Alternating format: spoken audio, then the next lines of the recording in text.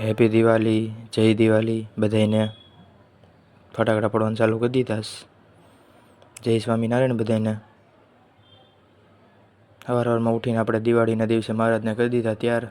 નવા નવા વાઘા પહેરાવી દીધા હતા.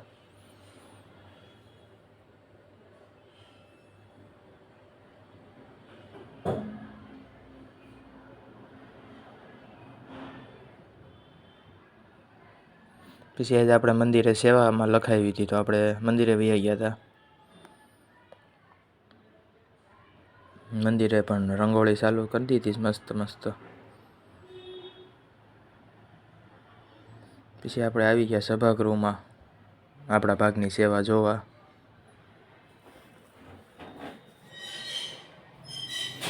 પછી બેઠા આપણે ડેકોરેશનનો સામાન ભેગો કરીને. કેવા બધા બેઠા છે, કામ કોણ કરશે? ફાઇનલી મહારાજને બિરાજમાન કરી દીધા હિંડોળા ઉપર આપણે.